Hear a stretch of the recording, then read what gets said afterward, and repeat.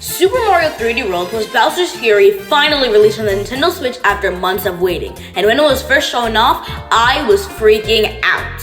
If you didn't know, Super Mario 3D World on the Wii U was my first video game ever and might be my favorite video game of all time because of how much I had fun spending time with my family playing that game. However, during this review, I'm going to be trying to be as unbiased as I can, but just in case, take anything I say with a grain of salt. Anyways, this game was revealed back in the 30th anniversary of Super Mario Bros. Back in September, but now that it's finally here, should you really buy it? Well, that's what this video is. I'm going to be going in depth whether this game is good or not. These are the criteria I'll be covering in the video. First, I'll be talking about the main game and what it changed from the original. Secondly, I'll compare the two, seeing which is better for most people. Then lastly, I'll talk about Bowser's Fury. But before we start this video, it seems that 76% of you guys are not subscribed, so don't forget to click the subscribe button and hit the notification bell so you'll be notified when I make a new video. With all that being said, let's get into the video.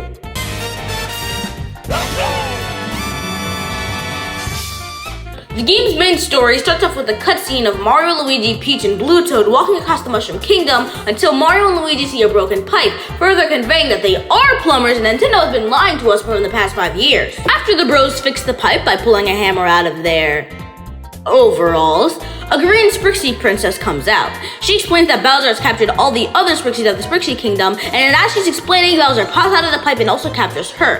It has always confused me that Bowser captures the fairies when Princess Peach is legit right there, but this was the year 2013. I guess Bowser was just into young fairies. I don't know, I won't judge. Obviously, this was enough Princess Peach as a playable main character, but we'll get to that in a bit. Anyways, after the game goes into the pipe, we are greeted by a world map immediately showing that this game is going to be heavily inspired by Super Mario 3D Land, a game that was released 2 years prior on the 3DS.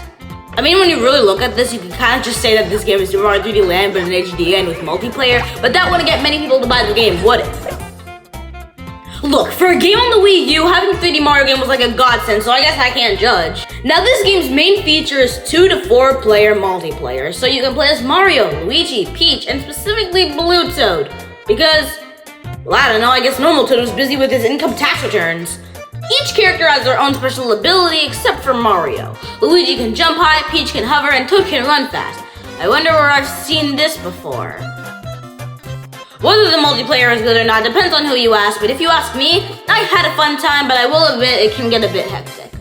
This game is kind of like Mario Galaxy and 3D Land combined into one. Many mechanics are from Galaxy, especially found later in the game, mainly the special worlds.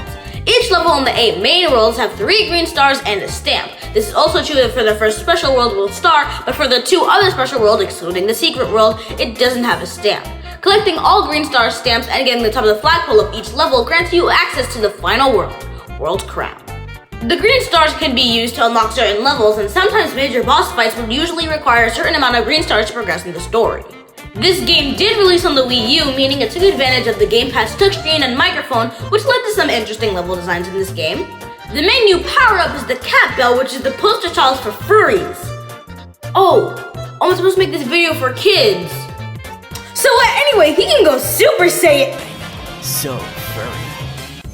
That covers most of the main stuff of the main game, aside from the final boss fight, which Bowser becomes into a pup. Let's move on to the Switch version. The Switch version didn't change much, but they did make some pretty good changes. First of all, the game runs noticeably faster, and I really like this change, to be honest. However, you're playing as Toad with a cat suit. Damn, the Sonic movie gotta have some real competition.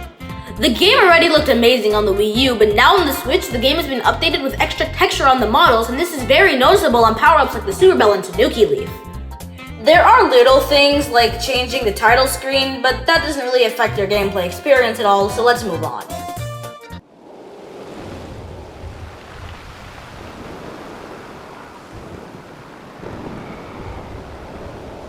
Bowser's Fury is a whole new open-world mode that clearly resembles Super Mario Odyssey. I mean, they reused animations from the game, so it's pretty obvious. The monster starts with Mario minding his own business when, Bowser's mad, so you have to team up with Bowser Jr. to stop him. In this mode, everything's a cat, which... Wait, are you sure this game is not called Bowser's Fury? You know, when you really think about it, this game would have made a lot more sense if Fury Bowser was in the main game and Cat Bowser was in the new game mode, since everything's a cat in the new game mode, but I guess I can't really talk. Anyways, this game is just like any other 3D Mario experience. You explore through an open world and collect the collectibles of the game, the cat shines. If you collect a certain amount of cat times per island, you awaken the Giga Bell. This bell makes you Gigantamax. Oh, wait. Wrong game. While I do really like this game mode, I'd rather just play the main game, to be perfectly honest. But now it's time to discuss if you should buy this game or not. And in my opinion, it depends. If you have the original and do not care about the new game mode, I would say definitely not to buy it. Not much changes and the game on the Wii U was already great. But if you want the slight improvements and the new Bowser's Fury mode, you should definitely buy it. That's all I have to say, so thanks for watching and I'll see you all in my next video.